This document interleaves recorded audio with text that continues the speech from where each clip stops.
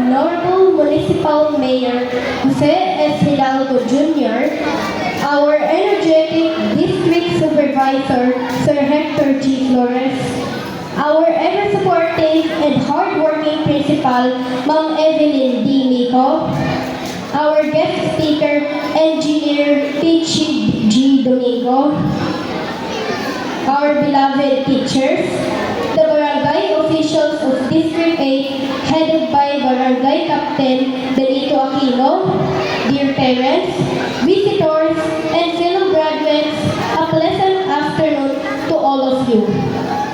Today, we stand at the pinnacle of our elementary journey, celebrating the incredible achievements of class of 2025 to 2026.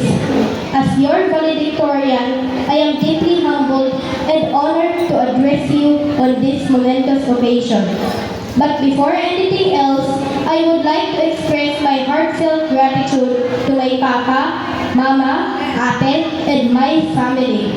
Your love, support, and sacrifices have been the foundation of my success. You stood by my side with unwavering encouragement and guidance. Without your belief in me, I would not be standing here today.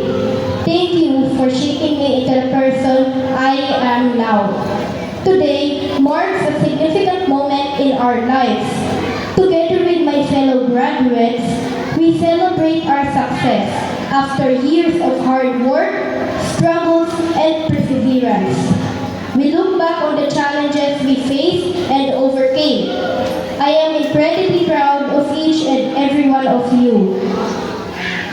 Our achievements are a testament to our dedication, determination, and commitment to excellence. As we step into the future, may we continue to chase our dreams with the same passion that brought us here today. With the theme, Filipino graduates prepare to lead with competence and character, we are reminded to become individuals who are not only skilled and capable, but also responsible and morally upright citizens. Young as we may be, we have already learned that failures and trials are not reasons to give up. Instead, they should inspire us to do better and become stronger. These experiences help shape our character and prepare us for greater challenges ahead. To my dear teachers, Ma'am Jinky D. Simon, Ma'am Claudine L. Beltran, Ma'am Rosan L. Ramos, Ma'am Lourdes Roberta P. Valdez, Ma'am Asmin M. Miguel, Ma'am Melanie D. G. De Fiesta, Sir Derek D. Dumol, Ma'am Sharon S. Villanoza, and my papa as well, Romulo P. Cano, thank you for your unwavering dedication and patience. You have been more than educators. You have been mentors who guided and inspired us every step of the way. To our parents and families, thank you for your endless love and sacrifices. You have been our strength and inspiration, cheering us on in our victories and comforting us in our struggles. This achievement is not only ours, it is yours as well. To my fellow graduates, we have shared countless memories, highs and lows, successes and failures, laughter and tears. We have learned not only from our lessons, but also from one another. As we move forward, let us carry with us the friendships, values, and lessons we gained. These are the true essence of our school life.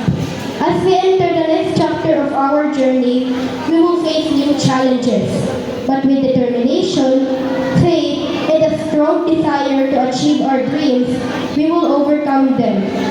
Let us take this moment to thank God for His unending grace, our teachers for their dedication, our parents for their unconditional love, and our friends who journeyed with us side by side. Because of them, we can proudly say we made it through.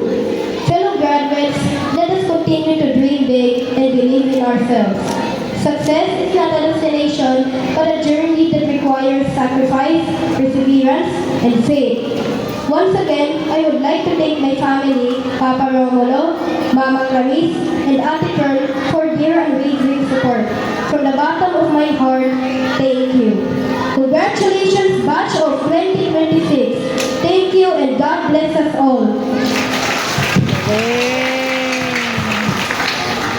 Galing nga, galing. Maraming salamat anak, Carl John M.